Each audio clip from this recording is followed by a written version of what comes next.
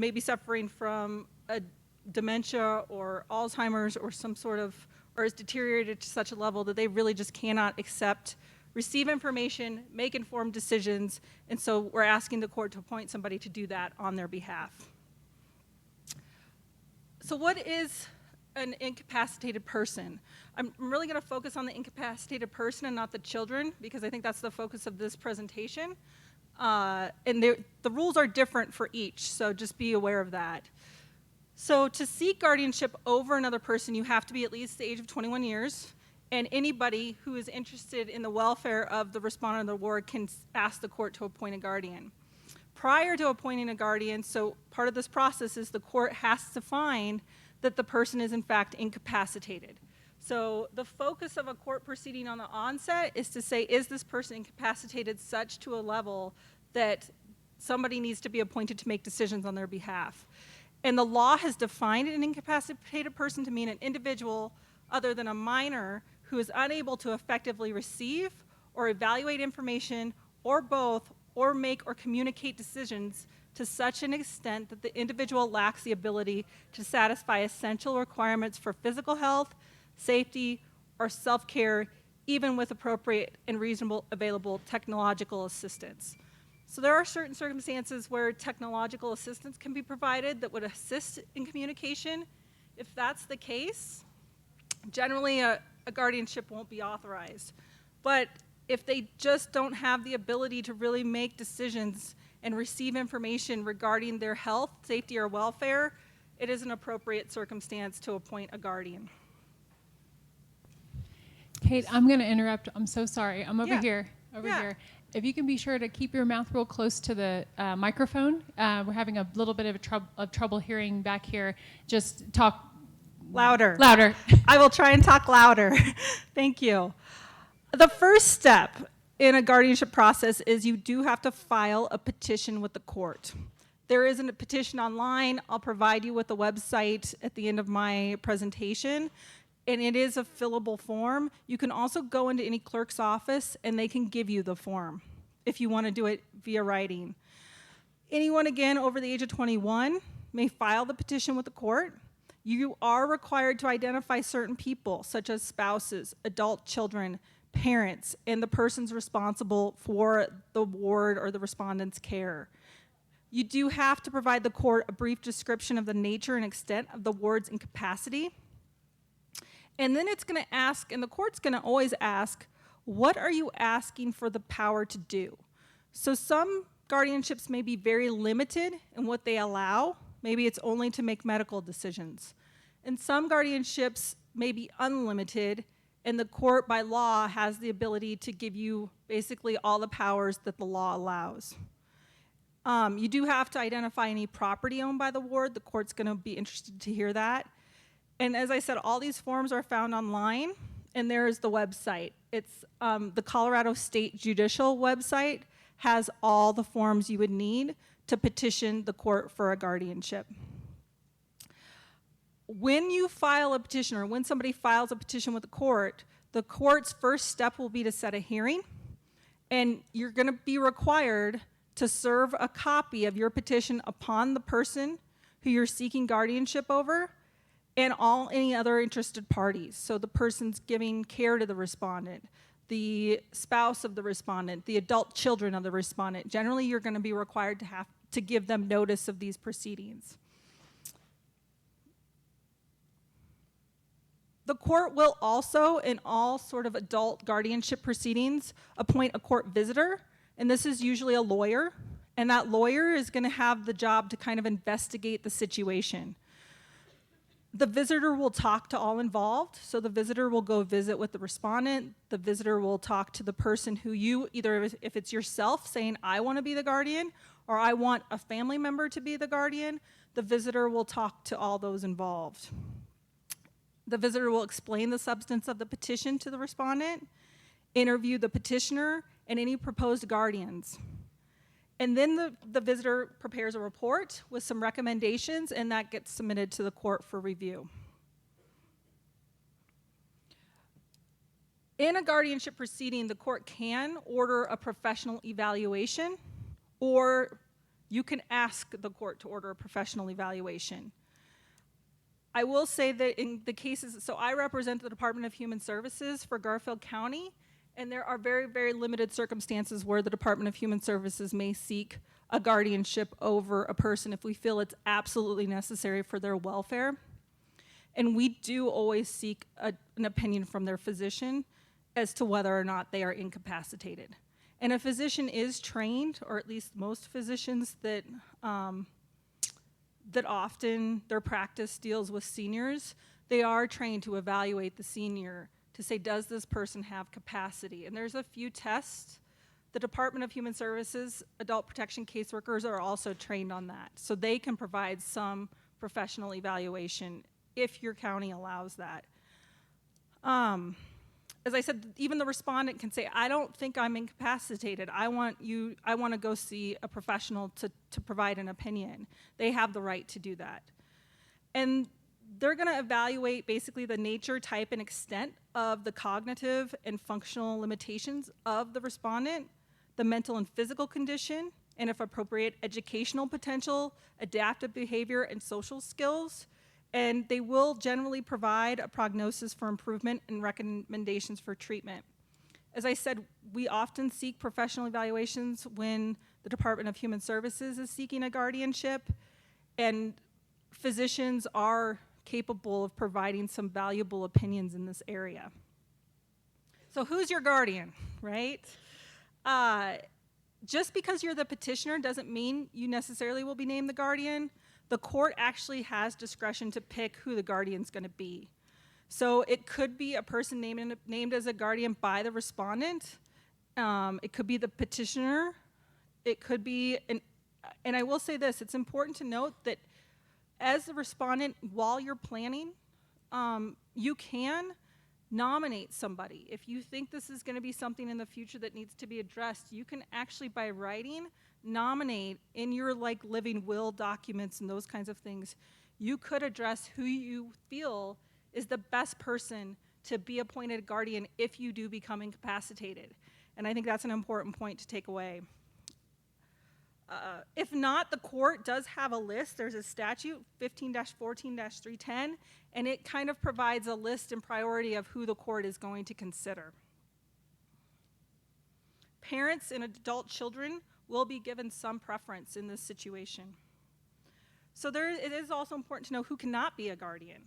An owner, operator, employee of a long-term care provider, unless they're related to the respondent by blood, marriage, or adoption.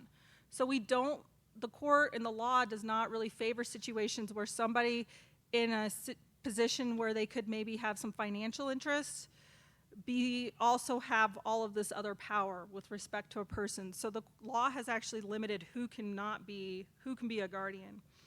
I would also note that the same professional may not serve as guardian and conservator, or conservator and direct service provider. And they generally, if you have both a guardian and conservator, they may not employ the same person to care and manage and provide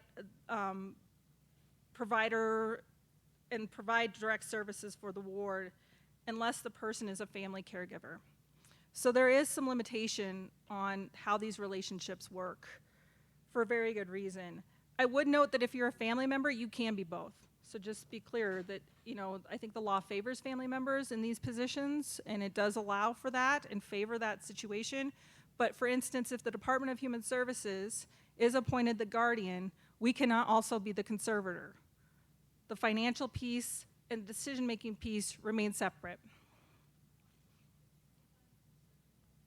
We will get to conservator. That's the second part of this presentation, and Ms. O'Brien will address what a conservator is and what that means. So how does a guardian get appointed? There's a court hearing, and the court will find if the person is incapacitated, and the court will find what powers the guardian should be granted. And it will enter orders granting limited or unlimited powers to the guardian. Those powers include the ability to apply for and receive assistance, Social Security benefits, etc., take custody of the ward and establish the ward's place of dwelling. The law does not allow a guardian to move a ward out of state without the court's approval. The guardian can commence a conservatorship proceeding if the court gives them power to do so.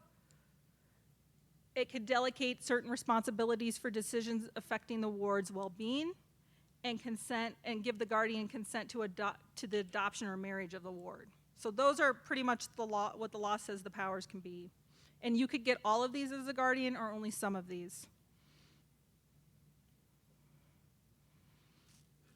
Emergency guardianships. So if you have a situation where, because the general process once you file a petition can take quite some time, it can take a couple months for that hearing to actually happen. If you feel that compliance with the general procedures would result in substantial harm to the respondent's health, safety, or welfare, and no other person appears to have authority and willingness to act, like they don't have a power of attorney, nobody has a power of attorney for medical decisions, let's say, but somebody needs to make these decisions, the court may appoint an emergency guardian for 60 days. You still have to file the petition, but the order granting the guardianship can be almost immediate if you have emergency circumstances. It still requires the court to hold a hearing. Usually they set that within a few days, and you do sometimes have to provide notice to all those people we talked about, the respondent, the family, but the court can proceed to a hearing even if you haven't had a chance to give notice to everybody who's involved. Almost in all guardianship cases that I've been involved with, the court will appoint a lawyer to represent the ward upon the filing of a petition. We want the ward to have legal representation. And so in an emergency guardianship, the court must appoint a lawyer to represent the ward immediately. The court can appoint an emergency guardian without notice to the respondent, only if the court finds from testimony that the respondent will be substantially harmed if the appointment is delayed. And the court has the power to remove an emergency guardianship or modify the powers it's granted the guardian at any point in time during an emergency guardianship. So what happens after you're appointed guardian or after a guardian is appointed? That guardian does have certain duties under the law. So it's not just you go to court, you get the authority to make decisions. You actually have obligations that come with this. You have to file a report within 60 days of the appointment, and then every year thereafter. So there is an annual reporting requirement, and the court has a person who will track you down if you don't file it. And they're pretty strict with those guidelines. The report, again, there's a form online, so you just pull the form up, you fill it out. But mostly the court is just looking for the information about the ward's condition, their personal care, their living situation, medical care, those types of things. And just remember, I mean, this is the most important thing. Guardians are supposed to act in the ward's best interests. So that should be your primary guiding light if you're appointed guardian in a case or if you have a guardian. And a guardian should maintain a personal relationship with the ward, visit the ward, see what their living situation is like. I know if the department has appointed a guardian, we make it a rule to go see our wards at least once a month and talk to their care providers to see how everything is going. So just some practical considerations to take away. Just because you are appointed a guardian doesn't mean the ward's always going to do what you want them to do. We had a situation where we took guardianship of an individual who did not want to be placed where we had placed him, and he ran away almost every day. And he would get picked up by truck drivers, and there was nothing we could do. You can't lock up a ward just because you don't like their behaviors. You can't always stop them maybe from drinking or from not taking their medicine. You certainly have the power to talk to their medical providers and encourage this, but it doesn't mean you get to force them to do things they don't want to do. It doesn't always solve all of the safety concerns. So it's not this magical wand that just fixes everything. The court will give priority to persons nominated by the respondent. You can't move out of state again without court approval. You cannot, by law, initiate mental health commitments or involuntary substance abuse treatment without seeking those tools through the proper legal roads. There are statutes that govern how you do those things, and you have to follow those. It only, once you're appointed guardianship, it's kind of like a marriage. You're in it. You can resign and you can ask to be relieved of your duties, but only until the court does that can you say, I'm no longer involved here. You're in it until the court basically dissolves that relationship. And it does terminate automatically, obviously, upon the death, so you won't have any powers once the ward dies. Like, you won't have any say in sort of, unless authorized by will or otherwise, you won't have any say after the death of the ward. And again, it's generally, if you're a family member, you can be both a guardian and a conservator, but and if you're not a family member, it's kind of in your best interest to seek somebody else to be a conservator. A conservator is somebody who's in charge of all the financial affairs, and it really just keeps it cleaner from a legal perspective. So here's my contact information. Feel free to email me. I didn't put my phone number on there. Oh, I'm sorry. I did. I did put the Adult Protective Services phone number for Garfield County on here. That's an important phone number to have. We do have an adult protection unit, and if you feel that a senior, or any adult for that matter, is in an unsafe situation, you can call, and they will do an investigation, and they'll work with law enforcement to see if there's anything the state can do or we can do. And then the forms, again, are online. So thank you. I'm going to let Ms. O'Brien talk about conservatorships, and then we'll answer questions afterwards.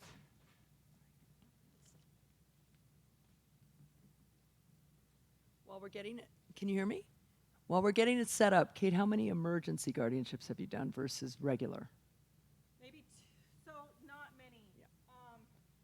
It doesn't, really the only time I've ever seen it, the only time I've ever really pursued emergency guardianship is in medical emergency situations where something happened, the person's in the emergency room or in the hospital, and we need somebody to make decisions.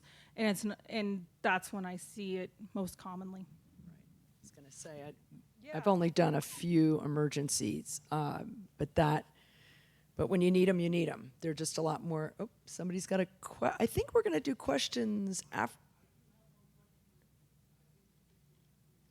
Okay, sure.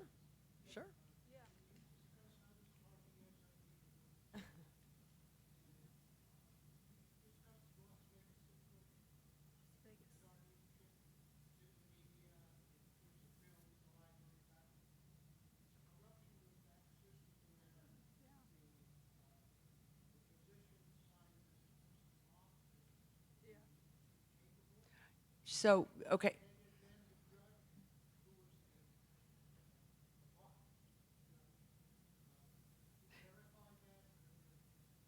Okay, so maybe this will answer your question. Okay, I think his question is, and in generalities, you're asking that, okay, specifically, but actually I had something like that happen. Sure. Yeah. Sure. I'm going to answer that because I actually had a case like that.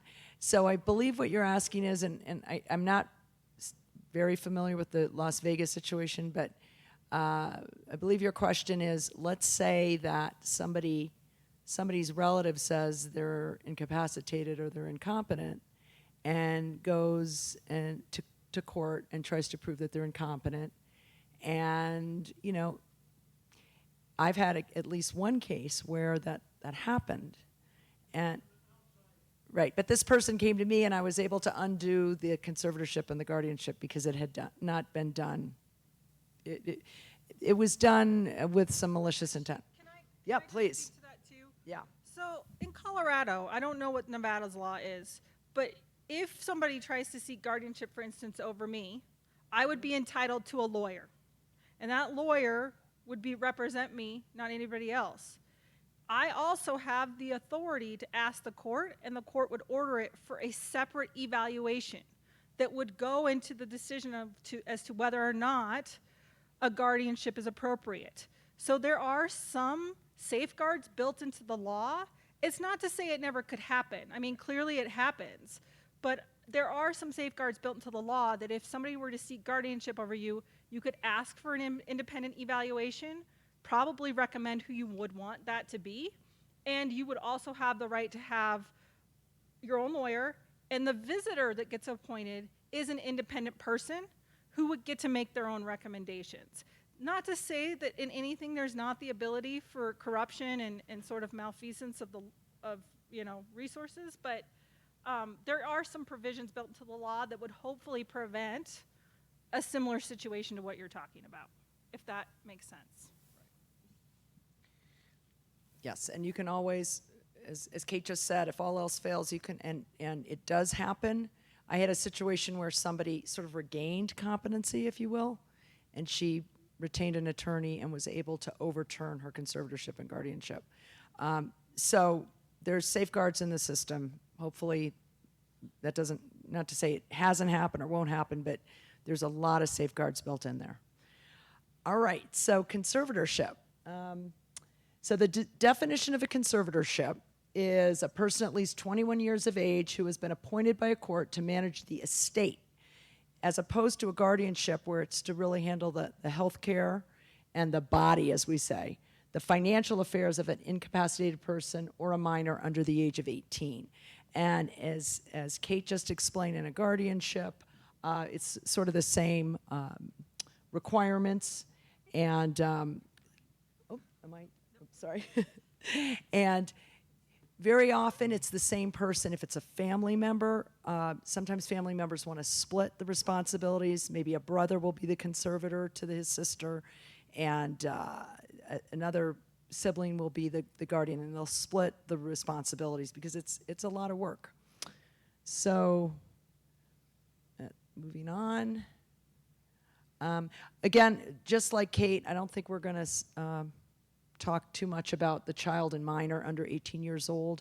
I will just say that in instances where parents are deceased and the child has no family, parents are killed together in a car crash, this is when this kicks in. But we're going to focus more on adult conservatorships. So one thing I want to say is where we see this in this community is, let's say somebody has a stroke or is starting to show signs of early onset Alzheimer's, dementia, and they're just no longer able to handle their finances. That's really sort of the model that we see. We've had cases where someone needs a guardian and they don't need a conservator, or vice versa. Maybe they have enough capacity to sort of live at home, but finances are becoming overwhelming for them, in which case maybe a family member will step in and petition to be the conservator. Conversely, we've had situations where they're not really yet to the point where they need a conservator because their finances are sort of automatic. They do a lot of auto pay, but they really need somebody to help them with their medical condition is declining. So, but typically, if a person is truly incapacitated, they need a guardian and a conservator. So with an adult, the respondent must be, and by the way, a lot of this is going to be redundant from what Kate said, because the statutes are fairly similar, very similar. But the respondent must be a resident in the county in which you are filing the petition. Now, if the respondent, now what we mean by respondent is that's the ward, that's the person that needs the protection. Or if the respondent does not reside in the state, must own property in the county in which you are filing. Typically, what we see is people that are living in the valley. The person to be protected, or a person interested in the welfare of the person to be protected may file a case. If you are going to be the conservator, there are some things you have to do before you file the case in court. And as Kate explained, it's a series of documents. But you're going to need a background check with the Colorado Bureau of Investigation, a credit report, and your license. The judge is going to need to see all that to make sure that, especially if you're a conservator, that you don't have a record, that you're not in this to steal someone's money. And again, statutorily, the court may appoint a conservator for an adult if it is determined that the respondent, which is the ward, which is the person who needs the protection, is unable to manage his or her property due to some type of incapacity. Again, stroke, early onset Alzheimer's, dementia, severe memory issues. The petitioner, which is the person who is going to be the conservator, must also show that the ward or the person to be protected, also called the respondent, has assets which will be wasted without proper management. Now I want to talk about this. What we see, especially with some of our seniors that are living alone, is that maybe they own a house, maybe they have retirement coming in, they have Social Security, and they get taken advantage of. There's a lot of scams out there. The police in this valley are really watching for this type of behavior. It's a senior gets a phone call that says, hey, you want to make money quickly, send us a check for $200, this kind of thing. So we're really on the radar for this type of thing, this elder abuse. And so what we see is people that are living alone, starting to have some dementia, are taken advantage of. And that's when family members start to get nervous and feel that this person is a target of scams. They don't have that reasoning to understand that this isn't a legitimate way to make money. So family members will step in there. And again, the controlling statutes for the legal part of this is 1514, 401 through 433. And practically what this looks like, and many times with my clients, it's the first time they've ever been to court. And their sister has dementia or had a stroke. All the family members are coming in. They've never been to court before, but it's the judge is in there. It's a courtroom. It's a regular hearing. We call it a hearing. And we put the various family members on the stand, and they testify that that their family member is showing signs of dementia and is losing money or doesn't know how to handle their finances or is spending large amounts of money that they don't have, and so forth. And so that's how that looks. Oh, bear with me here. Oh, I have the wrong button. That's better. Okay.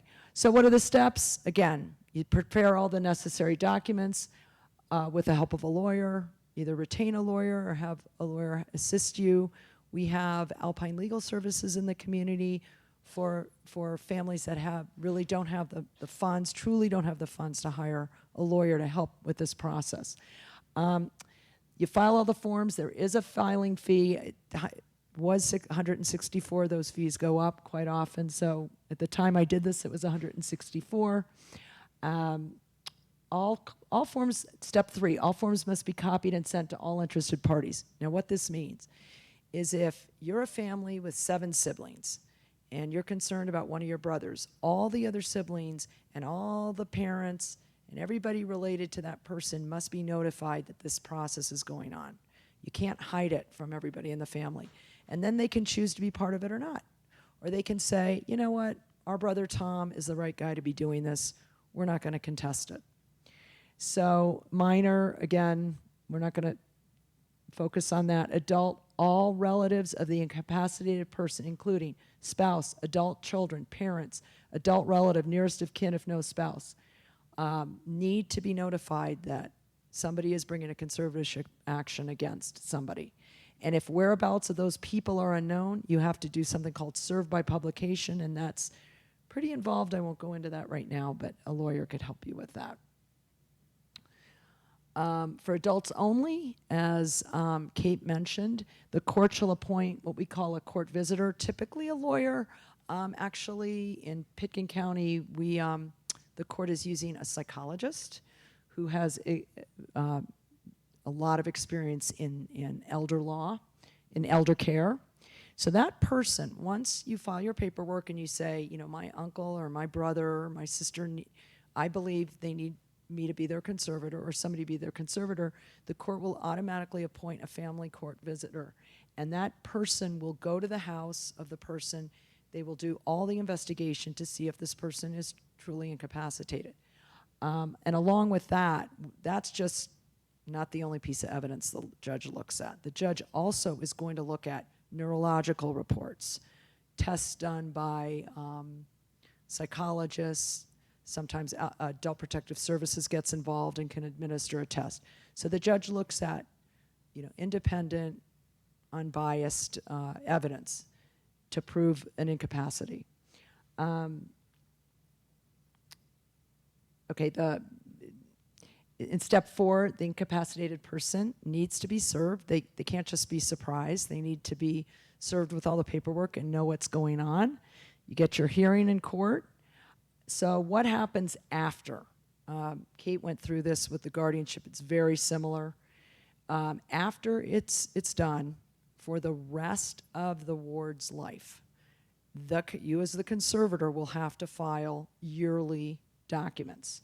The first thing you file is your financial plan, and to basically say, look, Your Honor, this is what we're going to do with his money. This is the way it's going to look. We're going to create a trust. We're going to, put it in this specific bank. So the judge will need to know what you're planning on doing with the ward's money. And then every year subsequent, you file an annual conservator's report so the court knows what's going on. Now, what typically happens is, let's say the ward is able to live at home and with a caregiver, and then their condition continues to decline, and then the conservator, usually a family member, decides it's time to put them in a residential facility, some sort of nursing home, memory care unit, assisted living. Then the court needs to know about that, and they need to know literally every dime you're spending to do this. So they know that you are using the ward's money for the benefit of the ward and for no one else. So what does a conservator actually do? Again, the guardian is focused on the body and health of the ward. A conservator will manage finances, pay bills, bank accounts, Social Security payments, para payments, retirement payments, overall financial guidance, and again, must submit to the court yearly with what they're doing. Okay, that's all we have. So Kate, where are you? Oh, there you are. Yeah. And I just want to be clear. Certainly I encourage, if you're going to go through either one of these processes, a lawyer is always beneficial, because they can really help walk you through what this means. And so I always encourage that, but sometimes if somebody doesn't have the financial sources to do it, you're left to do it on your own. And I just want to say that the Colorado Judicial website provides a lot of good instructions and some information about that if that's something you're wanting to do.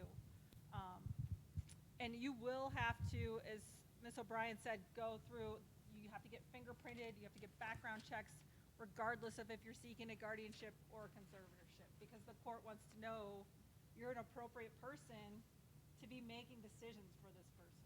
So, yeah. Any other? Oh, I was just going to add, Yeah. You just made me remember something. If it's a family member, like Kate said, the court's pretty good about it. They know you're a family member, you're not in there. But I've had many, many cases where it's not a family member. We can't find the family member. And in that case, the court's going to add pretty strict scrutiny on that person to make sure that, why do you want to do this? What's in it for you? So, and there are conservators out there that will be paid to do that if there isn't a family member who is either wants to do it, is capable of doing it. So. And a guardian is also entitled to take a fee, and the court will set that if they are seeking a fee. Usually if it's a family member, they're not seeking to be paid to act in that role, but you can be. So, yeah. To add to your comment about if someone has to go it alone and you're accessing court forms to go through a guardianship or conservatorship process, every judicial district in the state of Colorado, all 22 judicial districts, have a self-represented litigant coordinator. So this is a person whose job it is to show you the forms, help you find the forms, and cannot give you legal advice, but can assist you in getting the forms filled out. So you can go to the courthouse, and that person will be able, there's a person there to help you fill out the forms at the courthouse. So just know that. And of course, the Colorado Judicial Branch is the website that will give you those forms online. So do we have any questions from the audience? I'm going to walk back. The Self-Represented Litigant Coordinator, SRLC. We'll call her or him Sherlocks sometime. They call them Sherlocks. Ask for the Sherlock. Okay, here we go. Like we're not looking for new business. Where do fiduciary services come into play with guardianship and conservatorship, especially conservatorship? Do you mean fiduciaries such as your financial advisor, or what fiduciary are you thinking of? Offer fiduciary services, and it wasn't mentioned in this. So if a bank has assisted in a fiduciary capacity, if there are financial fiduciaries that you have a someone who, perhaps a financial advisor or someone at your bank, is this person involved or consulted in any way in this process? Okay, so let me see how I can answer that. Your question is if you already have maybe a private equity advisor or bank, somebody that at the bank that's managing a fiduciary. They spoke here last year, and they said you should have one in conjunction with conservatorship or guardianship. I didn't understand it. That's why I'm asking you. Yeah, like okay, so I'll give you an example. I have a case right now where, yes, I think this may help you. The person's brother is the conservator, but the brother is himself elderly and needs a lot of help understanding the financial part of it. So the family has hired a financial, not really a fiduciary, but a financial manager to help the conservator. Does that answer your question? I mean, you can always bring in people the conservator can always hire, outside financial advisors to help him. And I think the court, I just want to say, so if the court knew that you had been working with a fiduciary in some sort of role or capacity, they can certainly include that in the orders regarding the conservatorship's responsibility. So I don't know if that helps either, but I think the court would be interested to hear that you do have somebody in this role, and they could formulate orders that require participation by a fiduciary that you've been working with. Is it fair to say a conservatorship will never be sought unless there are problems with managing the finances? In other words, if you have a fiduciary, a financial fiduciary, a conservatorship probably won't be sought unless the fiduciary is really not doing their job. Right. And there's another, it might be beyond the scope of this, but if you put a trust together, a trust can also sort of circumvent a conservatorship. So a conservatorship is when somebody has money, but has a certain amount of finances coming in. Either it could be anything from Social Security to a very large estate. And if you've already created a trust, then in many cases you don't need that conservatorship, if that makes any sense. So if anybody would like to get into more detail on that, we've got some estates and estate planning lawyers here who may be able to explain that a little further. But so there are financial things you can do in advance of, when you still have capacity that will allow you not to need a conservator. So the reason I can to say. have a conservator is when you just don't have family, or Well- have such a small family that you may not have much choice in who. Okay, so that's a very good question. So I'm going to reiterate that, is that what if you're alone and you really have no family, you don't have children, your parents are gone, you don't have family, and then let's say a person in that situation becomes incapacitated, has a stroke. What happens? Well,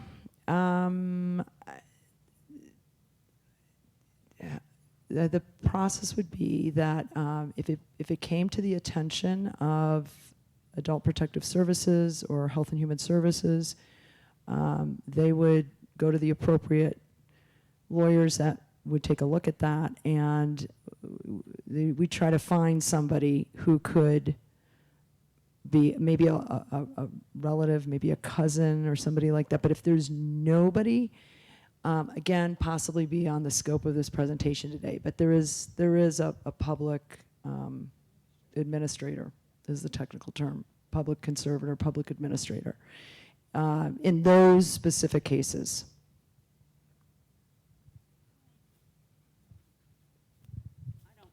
I don't know if this is a dumb question, but would this be, there are no dumb questions if you're asking. Would this apply if you have a financial power of attorney? Great question. Okay, so that's how this works. And this is why we kind of ask you to go to a lawyer, because there's a lot of nuances to this. And hold on, do we want to talk about Alpine Legal Services for those who really do not have the resources to hire an attorney to help them with this? We have attorneys that can help with this as well. But I'll explain what a financial power of attorney in a conservatorship. When you have capacity, when a person has capacity, that's the time when you want to do your will, your living will, your medical durable power of attorney, your financial power of attorney. So what those instruments are is, if I become incapacitated, I want this person to step up and help out. The problems with powers of attorney is they have their place, but if a person truly becomes incapacitated, and to go back to something Kate said, in your advance directives documents, you can say, if I ever become incapacitated, I want this person to be my guardian, I want this person to be my conservator. So even with a financial power of attorney, if you then become truly incapacitated, family member hopefully would step up and say, I'm the financial power of attorney, or my sister's the financial power of attorney, but this person really needs a conservator, because conservatorship really has a lot more gravitas and, with banks and across the board. So often when you apply for your conservatorship in court, all existing powers of attorneys go away. The conservator then has the power to appoint powers of attorney. For example, if your conservator lives in Nebraska, he may appoint somebody local that lives close to where the ward lives and give that person power of attorney. Does that explain that? Okay. And I'm happy to answer more questions like that once we're done here. 100%. Can you repeat that question? Yeah. Okay. The question is, if you have people that are your medical durable powers of attorney and your financial powers of attorney, can you request that they be your guardian conservator? Absolutely. And many times they do. I have a case right now where a woman said, I want my sister to be my guardian, and sister says, you know what, I'm so busy right now, I'm taking care of our elderly parents, I'd rather my brother do it. But, so that if the person you ask to be your conservator, if it comes to a point where they say, I can't, they have the power to, they have the ability to say, they wanted me to be the conservator, but I think this person would be better. And I want everybody to know that when we have these hearings, and Kate will back me up on this, we have for the most part, the potential incapacitated person ward is in the courtroom. The judge talks to them. The judge wants to hear from them. They're very much a part of it. The goal is to include them in all guardianship and conservatorship decisions as much as possible. So they're not shut out of this process at all. They're very much a part of it.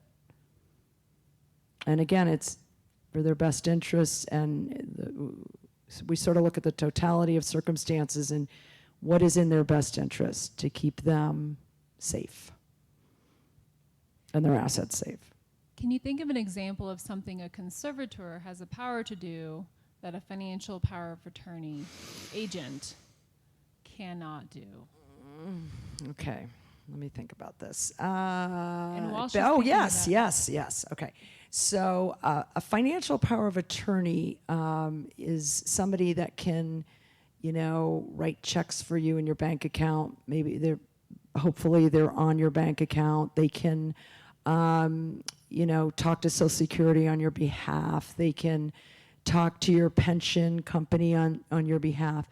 But they're not going to be able to make a trust, create a trust, or sell your real estate. Well, they actually, if limited powers of attorney. Yeah. I think though that a conservatorship is more like Sue said, it's as if that person is you, whereas a power of attorney is more like you've. Can you talk in the microphone? Sorry. A conservatorship is more like the conservator is you, so they're not really going to question a lot of what the conservator is doing, like a bank isn't. Whereas a power of attorney is more like you've delegated to your power of attorney certain powers. And so it's very much limited to the four corners of that power of attorney. And I think it's just maybe a little bit, I don't think there's uses for both of them, but the conservator's reach is a little broader, is how I would describe it. But it is like that person is now you, not your power of attorney, which is a little bit different. Yeah. And I just wanted to add one thing. A guardianship can have some power over finances. So in cases where there really isn't an estate, maybe the only source of income is a Social Security check that comes once a month. A lot of times the guardian can be given control of that for purposes of paying for your replacement. So like, for instance, if you've deteriorated to such a ward has deteriorated to such a level that they now require to be placed in a home for their own safety and well-being, the guardian can become the representative payee for Social Security to pay that bill. They still have to report to the court every year about what money they're taking in and where it's going. But for very small amounts of money, if you don't have assets, if you don't have trusts, if you don't have investments, the guardian can have some financial responsibility over small amounts of money, if it makes sense. Social Security is really what I see. I don't see really anything else. Yeah. And a lot of times what we see is people have done estate planning and their funds are tied up in a trust or in some sort of family business, or they don't really have them in their name, but they're just receiving the Social Security benefits. So a lot of times we'll deal with that strictly within a guardianship, and there's no need for a conservatorship if it's very small amounts of money.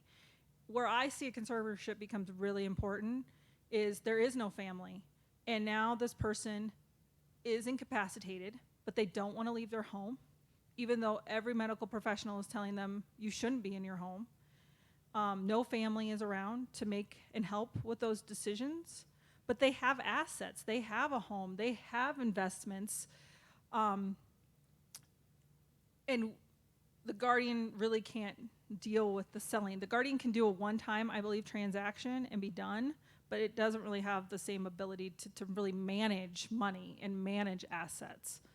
So a lot's going to depend on your financial circumstance if a conservatorship is appropriate, or maybe it's through a trust, or maybe it's through some other financial arrangement. It's always going to be fact dependent on what your situation is. This was probably covered. The conservatorship also terminates upon death of the ward?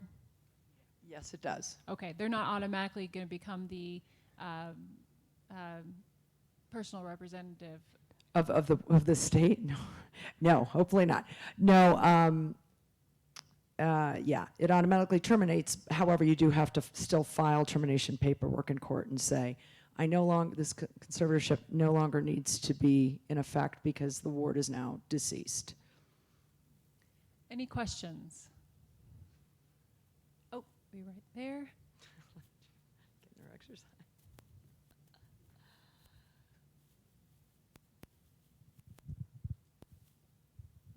Do all these things automatically go to next of kin, even if you don't not like, or your next of kin are Well, okay, not so the what's your decent people? Well, okay. So what I'm going to try. Do we have a wills and estates attorney? I can answer that. I think the question is, if you have assets, your house, money, stocks, bonds, and you pass away with no will, is that your question? What happens to it? You were speaking, you know, the court looks, you know, at your next of kin and all this stuff. Well, so if Well, how if you're not associated with your next of kin, or they're like, you know, some flaky no, that's a people, very good question. Okay, so that's how do why. you exclude them? Okay, so the question is, well, that's why we encourage everybody to do some estate planning and create a will, you know, or a trust, so that, you know, your belongings and your assets and your money and your house goes to where you want it to go to.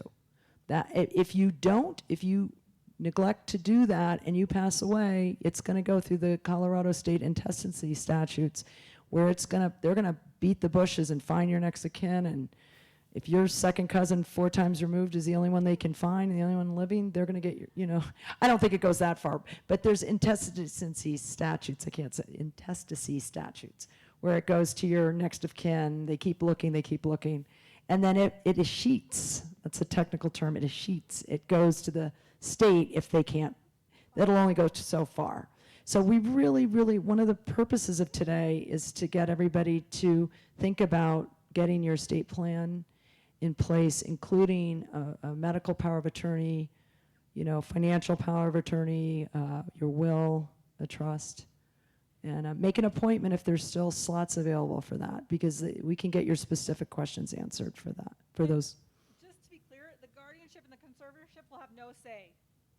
So it's not like the court has heard all this information in the context of a conservatorship or a guardianship, and they may take that into consideration if there's a dispute over who gets what through once you're deceased. The guardianship and the conservatorship will have no say, and they won't be on the list, so to speak. So it will, as Sue said, there's laws that say here's how it's going to be divvied up, and here's who gets first dibs if we can find them, and it just keeps going down the tree. If you have made absolutely no sort of arrangements for that.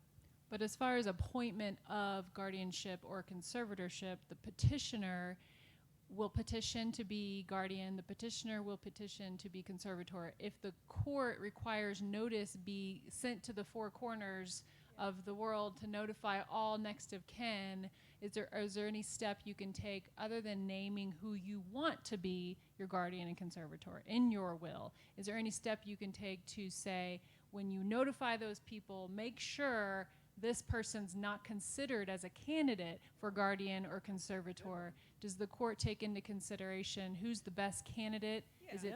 Absolutely. And I will say the respondent will be asked. So again, we very much include whoever we're asked seeking guardianship, and they can say, no, I hate that person. Like, no way. Name anybody but that person. And the court will listen to that, for sure. And I will say the guardianships that the Department of Human Services is involved in, we look at the available family members, and we might go to court and very much say this person is not an appropriate person because maybe they have some fraud in their background.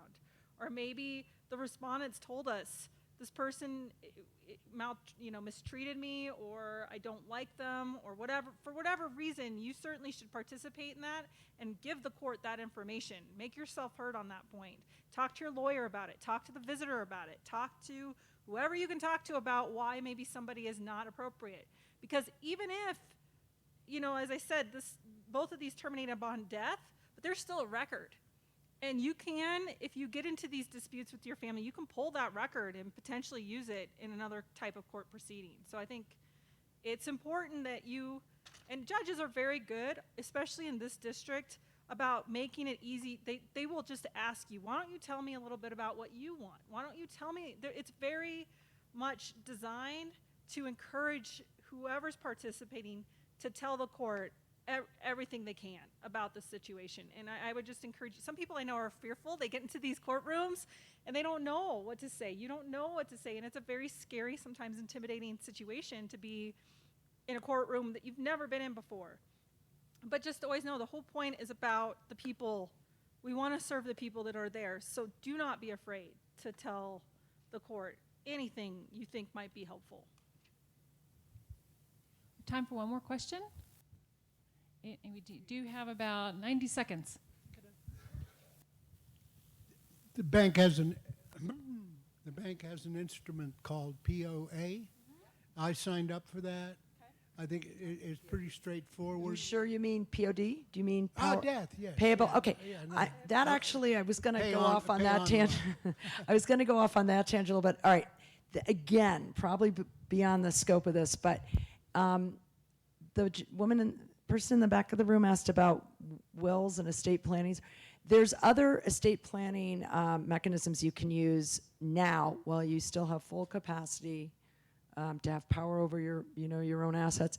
You can do payable upon death, transferable upon death, beneficiary deeds to your property. So if you have a home, you can establish a beneficiary deed and get a beneficiary to your home so it goes outside probate. You can do the same with your bank accounts, transferable upon death, payable on death.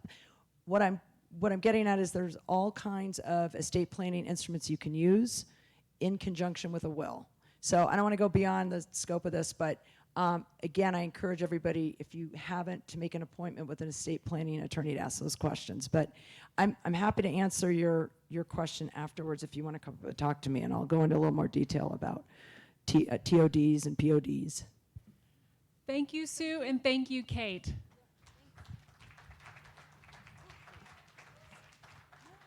Okay, we're going to move right on into our next presentation. We have Mark Fedoroff, who is here to talk about top scams. Let me find you, Mark. Mark has worked on education and outreach to older adults for over 10 years. He currently works with a crew of dedicated volunteers to address thousands of inquiries each month about frauds, scams, and financial exploitation as part of the AARP Elder Watch and AARP Fraud Watch Network. So we're going to move on into the top scams targeting older Coloradans. And this is, please join me in welcoming Mark Fedoroff.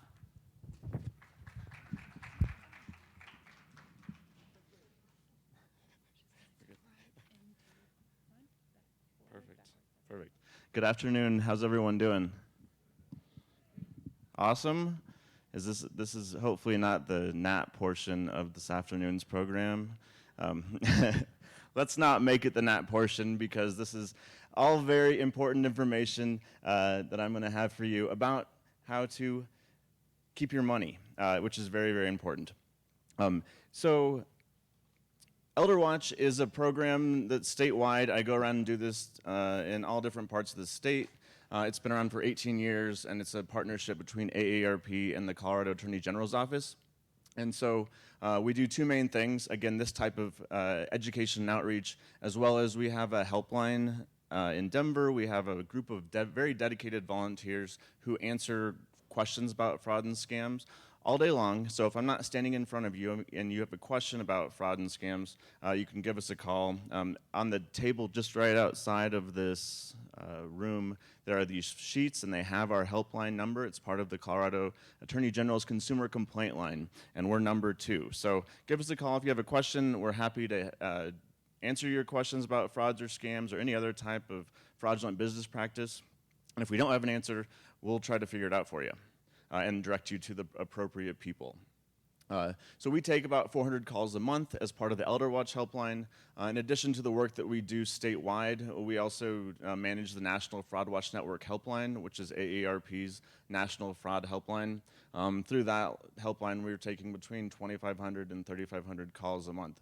And you might ask, so what do you do after you collect all of this data about different types of calls and about frauds and scams? So a lot of the information, we collect it all into a database, and we send it to the FTC as part of the Consumer Sentinel, which is where all of the data about frauds and scams goes. In addition to that, we're also informing AARP publications. So if you're an AARP member and you receive the bulletin in the magazine, we're taking the information that members and others are calling about and then informing our publications with actual stories about the different types of frauds and scams that are out there.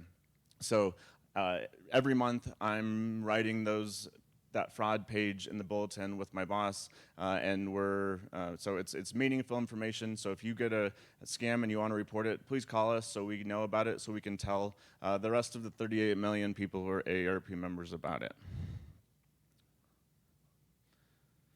So why do scammers potentially target older adults? Lots of different reasons. Here's a couple different ones up on the board. In the interest of time, I won't ask for all of the different reasons that you all have, but hopefully this will cover most of them. Older adults might be seen as being more trusting. They might be seen as having a source of wealth or at least a steady income, whereas someone who might be younger might not have that. They might be isolated, living alone, and might not have someone to ask about if they think something might be a fraud or a scam. They might be seen as not being very tech savvy. We're seeing an increasing amounts of scam happen on the internet. And so if you don't feel totally tech savvy, there might be opportunities for scammers to take advantage of you. Also, one of the things that we consistently see when people are reporting frauds and scams to us is issues with either health or memory concerns that might lead someone to fall victim to a scam. And it's very common that when someone's telling me or reporting a scam, that they are giving me an excuse as to why they fell victim. And their excuse might have been, well, I just came out of the hospital, or my husband just died, or there was some type of major life crisis that happened to them during that time. And normally, if they were in the right state of mind, they might not have done that. And they said, I don't know how why I ever would have listened to that guy. Usually I would have just hung up the phone. But in that instance, they caught him. So remember that when you have any type of life changes, whether it be changing medication or coming out of the hospital or any other life events like a death that's close to you, think that you might be a little bit more vulnerable to scams during that time, because we definitely see that consistently. So I'm going to go ahead and talk about the most common scams that are reported to the Elder Watch helpline. This is 1 through 5, and then 6 through 10. I'll go into a little bit more detail about each one of them, and I'll glaze over some, hopefully, that you might be more familiar with, so we can answer more questions at the end, if that's okay. So far and away, the most common scam that we're hearing about are government imposter scams. How many of you have received a call from Social Security in the last week? Yes. Or in the last month, that's okay. You've received a call from Social Security. How many of you have ever received a call from Social Security in your life that was an actual call from Social Security? Exactly. Social Security is not calling you, and they're not going to. They don't got time for that, unfortunately. So if you ever get a call from Social Security, the IRS, Medicare, any of those agencies that we know doesn't have an unsolicited call for the most part, that does not have the capacity to be giving calls to all their beneficiaries, it's very important to know that it's a scam.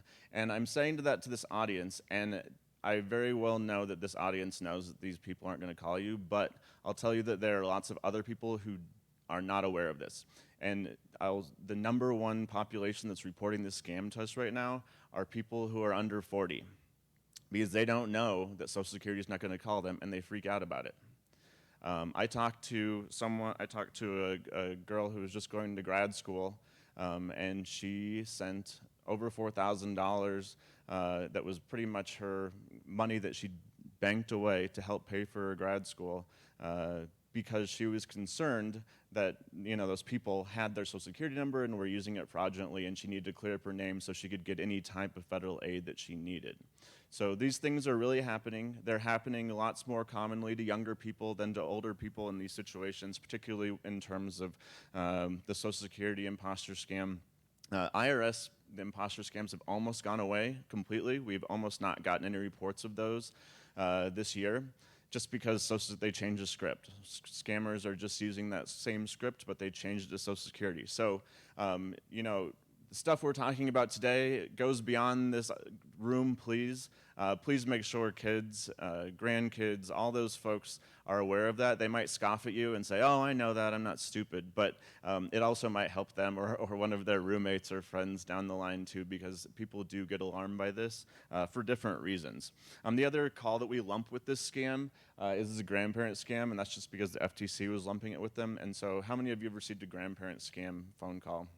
It's essentially a phone call, and it's an emergency call saying that your grandson or granddaughter is in jail in Mexico because they got in trouble, picked up drugs, whatever it may be, or they got in an accident, and they want you to act quickly because you love them, and they want you to help take care of whatever situation they're dealing with by either wiring money or sending prepaid gift cards.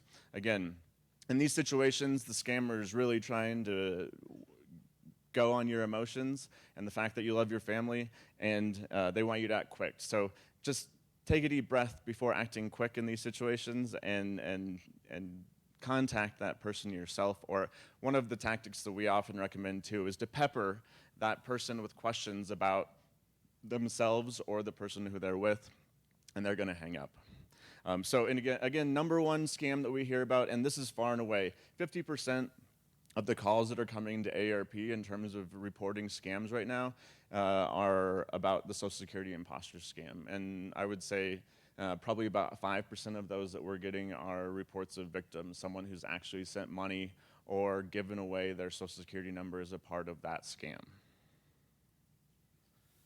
Second most common scam that we're seeing in Colorado, home repair and improvement scams. And these work in two different ways.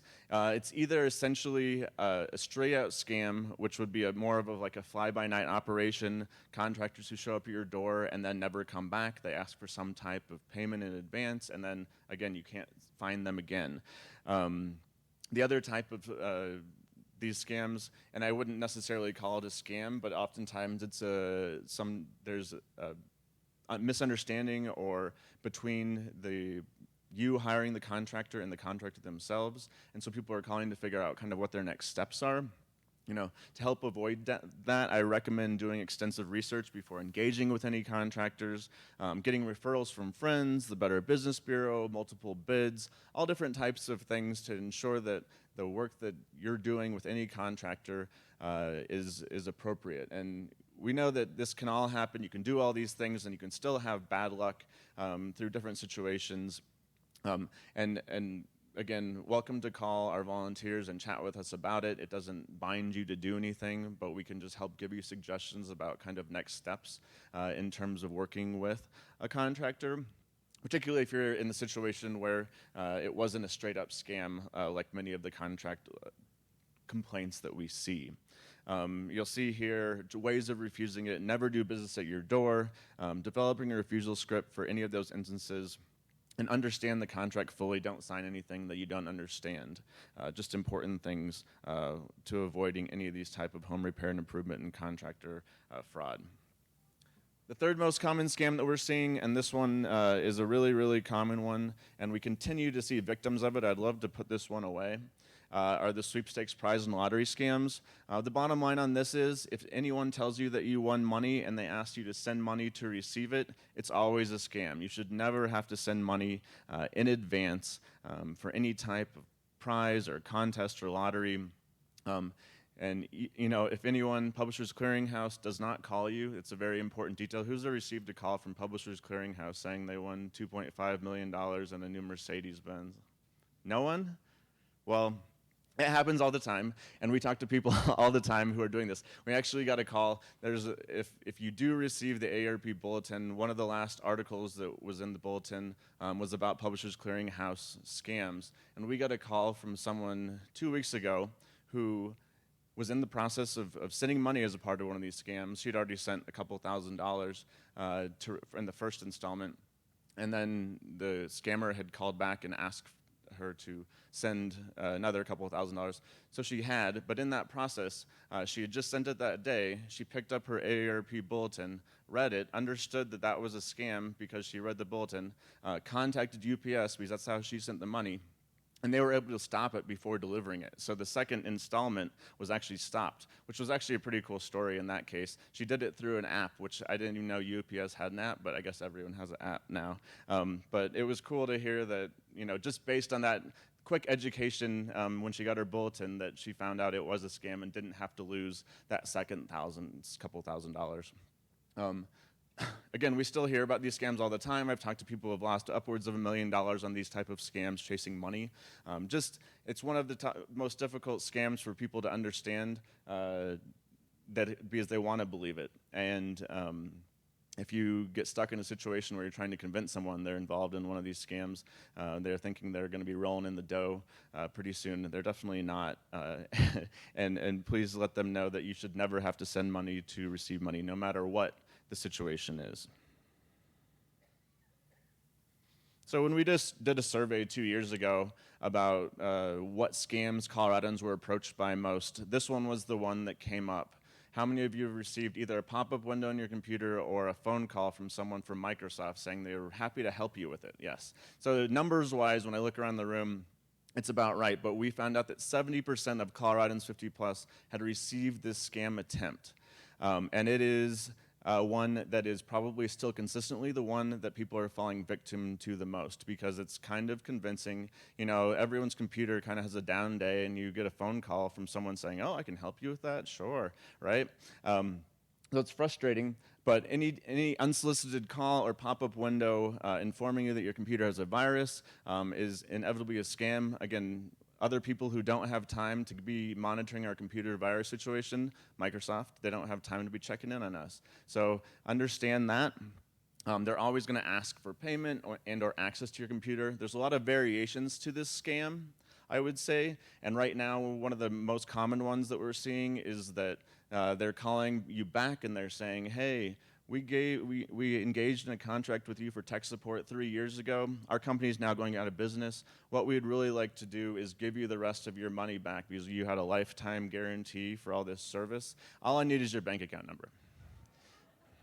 So this is working sometimes, believe it or not, and people with the promise of money back are thinking, "Hey, what the heck, I might as well," and then the rest is history, right? Literally, the rest of their money is history because of that. So be careful about any type of attempt. I'll say that the other way that people get roped into this scam is when they are actually legitimately looking for a tech support help, and they go on the computer just to Google it. And a lot of these scam companies have set up their own tech support websites that are all fake. And they want you to call them and give you all of their bank account, give you all your, give them your credit card number, whatever it may be, and to engage with them in a real way. Understand that a lot of computer companies do not have legitimate tech support phone helplines. A lot of them they want you to do it online, computer support. And so be careful. Like, for one example is Yahoo. If you go to Yahoo's support page, the first thing it says on the top of their screen is Yahoo does not have a customer support line. And that's an important thing to know about because if you go on your computer and Google Yahoo support phone number, you're going to find phone numbers. You're going to look down your screen of your Google search results until you find a phone number and then call that one. And I'll tell you, this is probably not who you should be talking to because it's not Yahoo. Sound good? So avoid these tech support scams. Another scam I would really like to nip in the bud but they continue to be tricky. If one of these pop-up screens does come up on your it somehow comes up on your computer, do whatever you can to disengage. If you're most comfortable unplugging your computer, shut it down, Control-Alt-Delete, and then shut down the browser, whatever it can be to shut down that connection with the scammer is the best thing that you can do, and whatever you're comfortable with. And if you have an older computer that you're working off of, make sure to update your Windows program, if your Windows 10, as well as having some type of antivirus software as well, particularly if you have an older computer, because almost all of these pop-ups that we see coming through are usually coming through an older computer. So phishing is our fifth most common scam. Very, very regular. We see phishing coming all different types of ways. We mostly talk about it via email. But we are also seeing lots of phone and lots of text examples of this too. So again, if you see a text come through and they're kind of fishing for any of your information, watch out for it. But essentially what phishing is, if you're not familiar, is the contact from someone representing a government or reputable business, and they're trying to trick you into giving them personal or financial information. They often claim to be with one of our large government agencies, a bank. We see lots of like Bank of America and Chase and Wells Fargo examples of emails coming through. We also see lots of Amazon and Walmart, that type of thing, where people are doing retail work, PayPal and eBay as well. If you have any doubt as to whether that email is coming from that actual entity, delete it, hang up, whatever it may be, and move on. And then contact that entity yourself with a known number or address. We're again seeing lots of this, and I would just recommend being very, very careful and understanding what your correspondence actually looks like from all of those entities.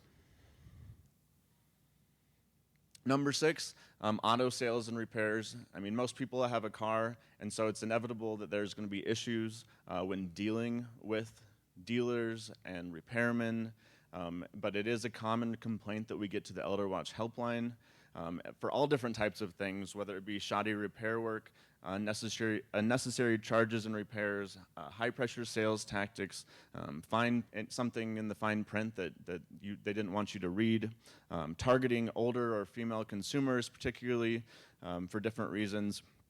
So the recommendation here is to do extensive research before engaging with any type of repair shop or dealership. Be sure to get referrals from friends and neighbors. Check the BBB. Do some comparison shopping. Third-party review sites are always good as well. Check Kelly's Blue Book, Edmunds. Do the extra bit of research. Don't just assume that every car is going to be perfect, and every situation involving a vehicle purchase or repair is going to go perfectly as well.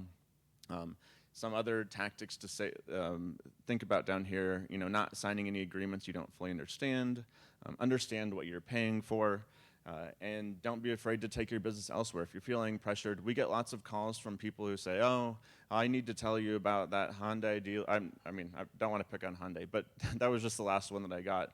A dealership, this, that, and the other. I felt pressured into that. Whatever they made me do it all. They put me in a room. I felt intimidated. Don't feel, you're the consumer here. It's your business. It's your money. You need to feel comfortable walking away if you don't feel comfortable with the situation, and don't let anyone intimidate you, because it happens all the time, and we get lots and lots of complaints about shady deals. Identity theft, I have honestly a whole separate presentation on identity theft, but it is one of the most common complaints that we're dealing with as part of our helplines. And I would just say it's important to do all those things, reconciling your bills,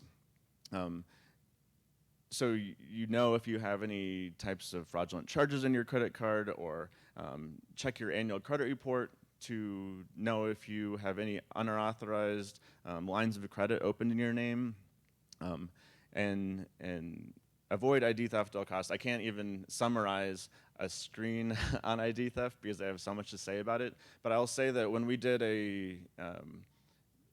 our survey 2 years ago, we asked folks if they had checked their annual credit report in the last 12 months, and 16% of people, Coloradans 50 plus, said they had.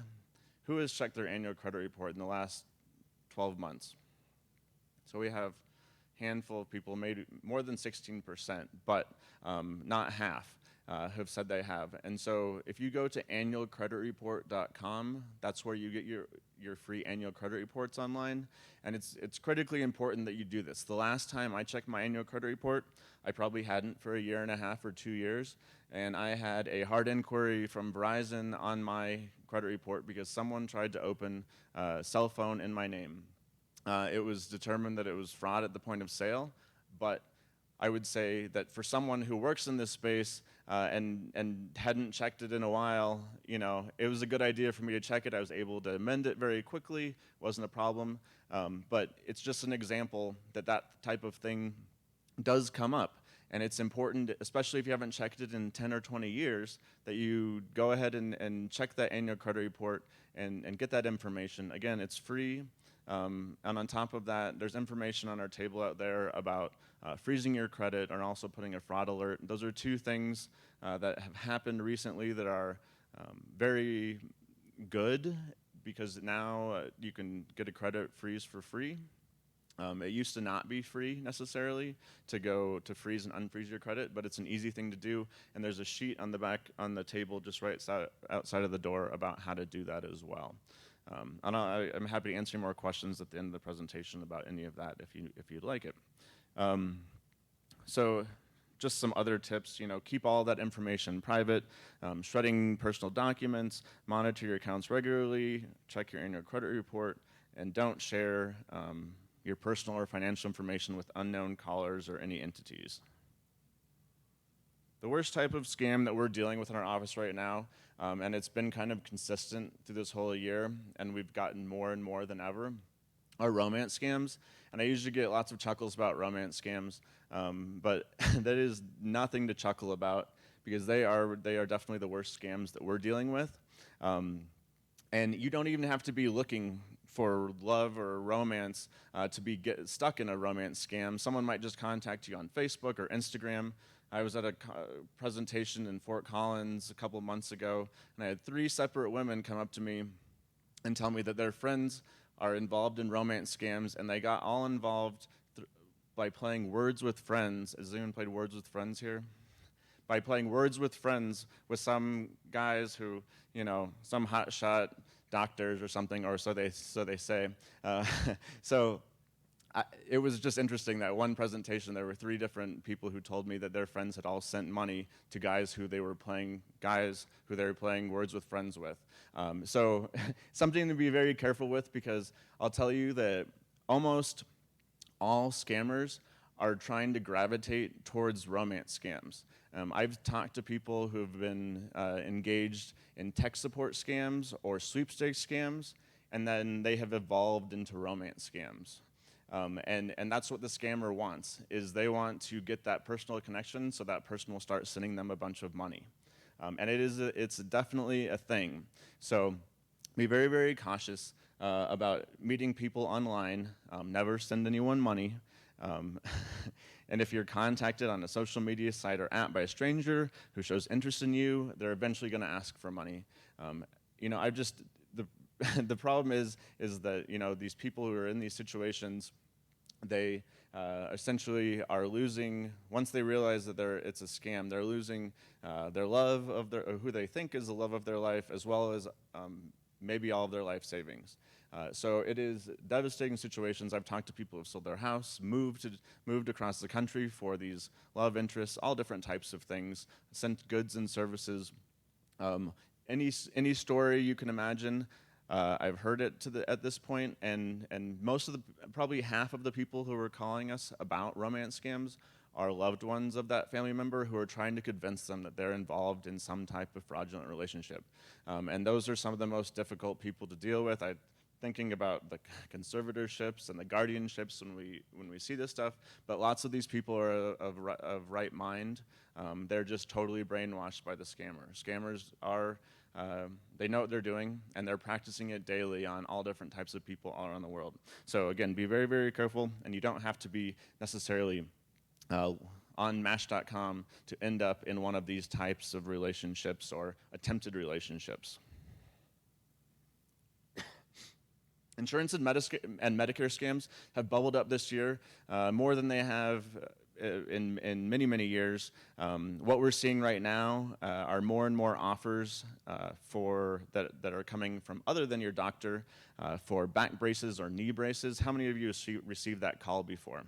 Yeah, they're asking you if you need some type of durable medical equipment. The one that has really made them bubble up this year, though, are any type of medical testing. Has anyone gotten an offer for a DNA test through Medicare, but it wasn't actually from your doctor? Say a couple people. it's bubbling up in different parts of the country. There was an issue. There was a booth, or they set up a tent next to the library in Denver trying to do this, and we got the police after them actually because it's a thing. But essentially, what they're this is the type of fraud or scam that does not necessarily hit your pocketbook directly. It all hits it indirectly, because what they're doing is they're trying to charge Medicare for a DNA test to see if you are predisposed for cancer, and then they're going to try to, and it's literally a cheek swab like you would do for MyHeritage or any of those things, and they then try to charge Medicare $30,000 for that cheek swab. And so, again, it doesn't necessarily hit your pocket directly, but it's Medicare fraud, and it is hitting our pocket all indirectly because we all pay for Medicare. So if you see any attempts like that, report it right away, and it is something that they're actively pursuing right now, trying to get rid of these folks who are committing Medicare fraud. So again, if anyone says, anyone but your doctor tries to offer you medical equipment or a test like this, refuse it. And also closely reconcile any medical bills and statements that you have to make sure there's no other random Medicare charges or charges that show up on your Medicare statement. And the last one that we have, unfortunately, that we had to add to this presentation this year is non-stranger exploitation. There's a lot of people here today who deal in this space, but essentially, and I'm sure you've heard about it from other presenters today as well, but when a family, friend, or caregiver, neighbor, or other known person is taking money from you or the person, and so this is something that we typically refer to Adult Protective Services to investigate. This is most commonly perpetrated by a family, but can be hard to recognize and obviously difficult to report for many, many reasons. We recommend having financial plans in place and trusted individuals to help monitor your finances if necessary. Just like what's been talked about today when I was listening in on the last presentation, and I'm sure in other presentations, lots of good resources for this in our community if you see that happening to anyone who you know.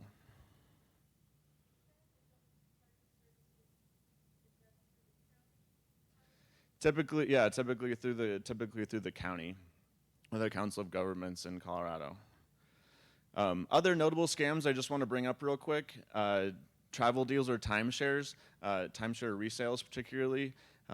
There's lots of timeshares in Colorado, and so we hear about this consistently. If you get a call from someone who wants to help you sell your timeshare, it's probably a scam. Don't take the risk. We get those calls all the time. And also, if someone's trying to send you to Mexico for free, again, too good to be true. Please don't bite on that. The other scam that I have listed up here is the Say Yes scam. How many of you have heard of the Say Yes scam? So essentially, what is reported, or what was reported, was that if you get a phone call that essentially is trying to elicit a yes answer, like, can you hear me, or are you the head of household, have you voted in the last election, any of those type of questions, you say yes, and then they hang up, and you go, what the heck, like, what just happened, right? You're wondering what's going on. So what was reported is they essentially take that yes and splice it into some type of contractual agreement that you're verbally agreeing to. So the reality about this scam is that I have not yet talked to one person who's fallen victim to this scam. It is a hard scam to perpetrate by the scammers, so if this happens to you, don't freak out. That's my message on this scam, is don't freak out, because we were having people who were calling us left and right telling us that this scam was happening to them. They shut down all their credit cards, bank accounts, everything, just because it was reported by some agencies. I've talked to people at the FCC and FTC. They all put out alerts about this scam, but they all also did not have any victims of this scam either. So the day that we find a victim of this scam is the day that I'll actually say this is a real scam. But it's not, for right now. It was all started because about 5 years ago, there was a telephone company that used this on some of their customers, and there were about 5 people who were victimized by it. And they got all their money back. All the problem was solved. It was not an issue, but it was a shady practice that they used on their own customers. And so again, not a straight up scam that we're worrying about too much. Free trial offers, just real quickly. If you're trying to order wrinkle cream, has anyone tried to order wrinkle cream? I, I don't believe it. This is a very young-looking crowd. We get this call every day, though. You spend $1.99 for shipping and handling for our wrinkle cream, and then you get sucked into something where they're going to send you one every month, and they're going to charge you $95.99 every month, and it's hard to get out of it afterwards. So please read the fine print on any type of free trial offer, understanding what you're getting into, because it is a thing. And we talk to people every day, and there's lots of companies that are trying to scam people out of money and tell them they're going to solve all their problems. You know, they're going to make you look 20 years younger. No one here needs to look 20 years younger, right? No, right. Perfect. And charitable giving, it's almost the holiday season. We get lots of charitable giving requests this time of year particularly. And so I would just say, be cautious about just giving to everyone. Do a little bit of research, even if it's just Googling their website, that's better than nothing. Checkthecharity.com is the website that's up on this screen. That's the Colorado Secretary of State's website. That helps you determine if that charity is registered to solicit donations in our state.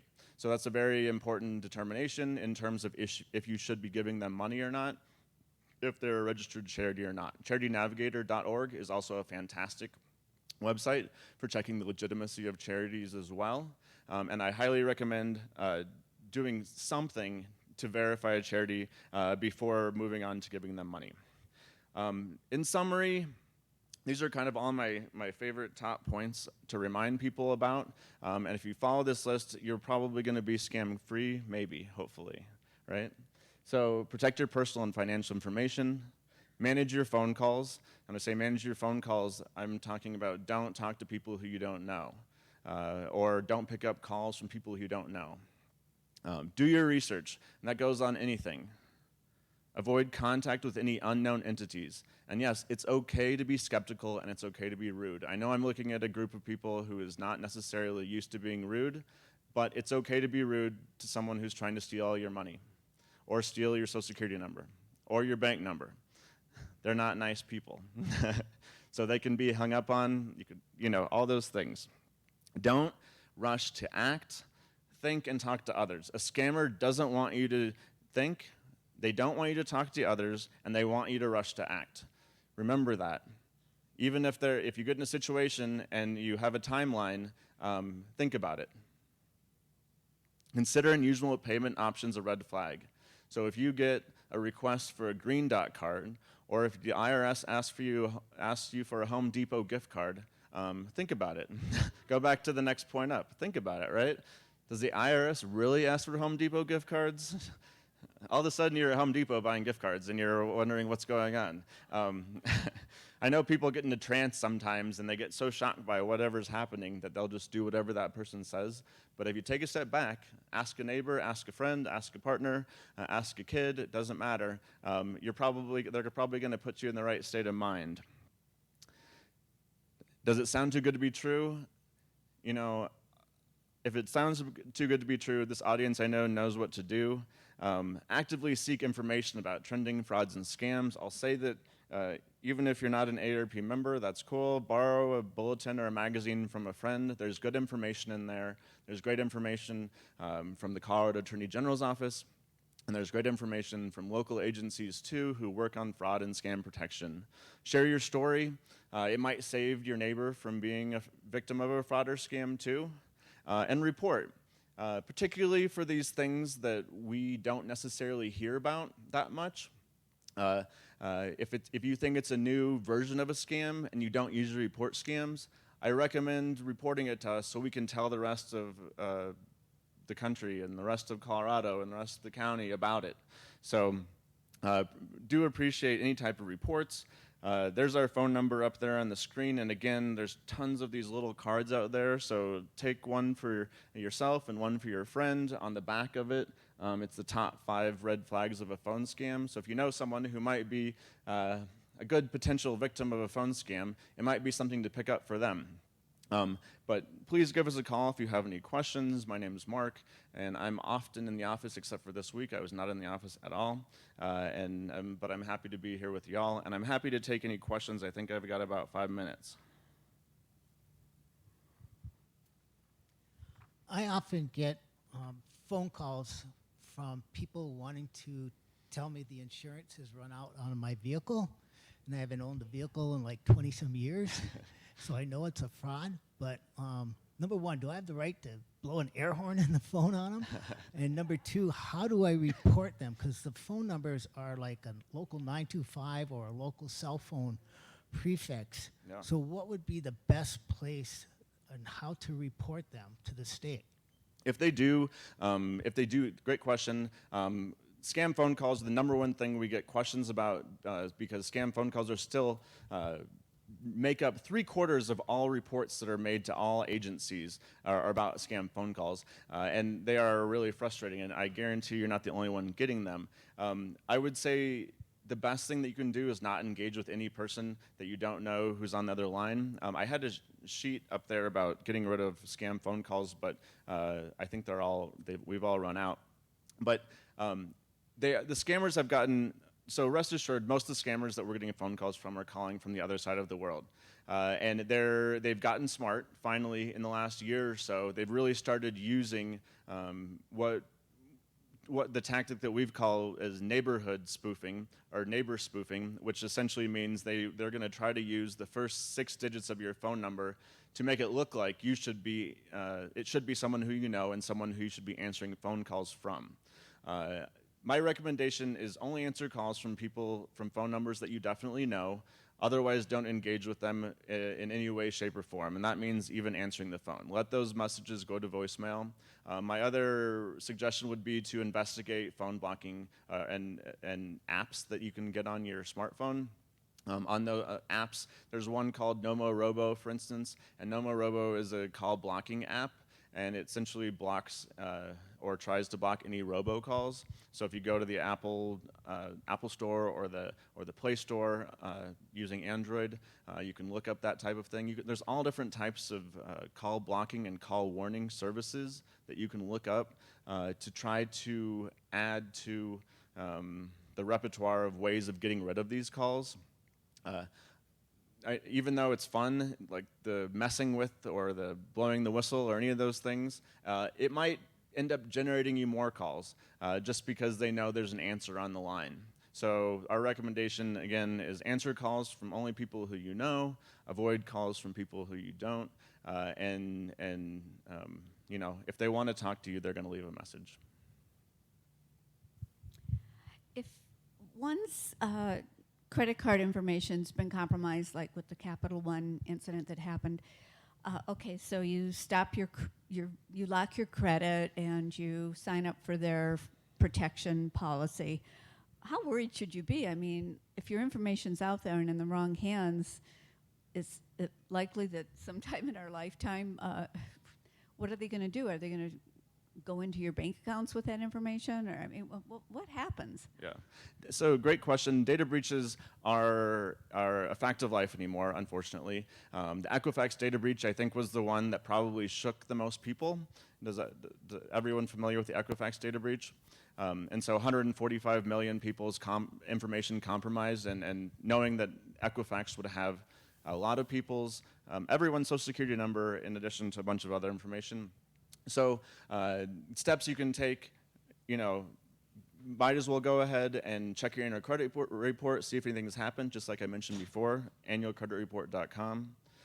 The other things that you can do, obviously, fraud alert in your credit report. Take any monitoring service that they give if you want to give them, if you trust it, if you trust them enough to give it to them. Freeze your credit. It makes sense. Especially if you're not opening or trying to open any lines of credit or buying a house or financing a car, any of those type of things. They're good steps to take. We can't sit around and be worried about all the things that we can't control. And so what I'm up here talking about today and trying to inform you all about are things that we can control and things that we can be aware of. I mean, education is the key to avoiding frauds and scams. We're all going to get fraud and scams attempts, and we might even be victimized by them from time to time. But it's all managing, your comfort level with the situation and understanding the risks that are involved. And I think one of the things I tell people all the time is please go home and Google yourself and understand all the information that a scammer could find out about you just by using a couple of keystrokes.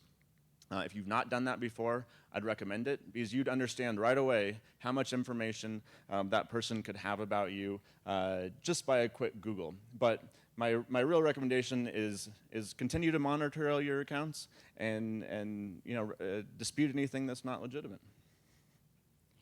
I have a quick question. Everybody nowadays is asking for my credit card. WeCycle, Pay to Park, Uber, Lyft, all those places have your credit card number. And how safe is that? And how safe is online banking? Great question. My recommendation is, if for all those instances, is to use your credit card as opposed to a debit card, because it's the credit card company's liability, or it's their money. Use their money instead of yours. In any of those instances, I essentially only use my debit card for taking money out of a cash machine.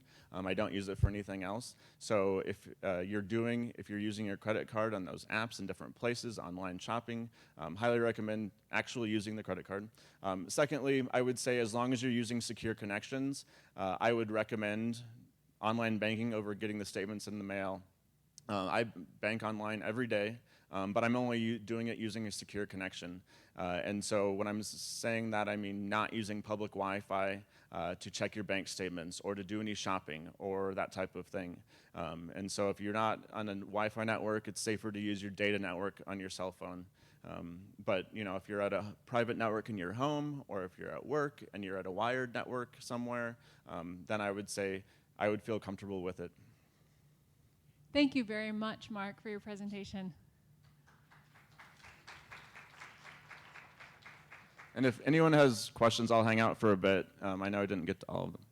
And we do have a 15-minute break right now. We'll be back at 2:45, and we'll talk with Sylvia Elias with Home Care Hospice of the Valley about end-of-life options, home care, hospice, palliative care, in 15 minutes. Please don't forget to fill out your reviews. That's the small piece of paper, double-sided, that fits inside your program. If you don't have a review, please get one from the registration desk so you can be sure to drop that off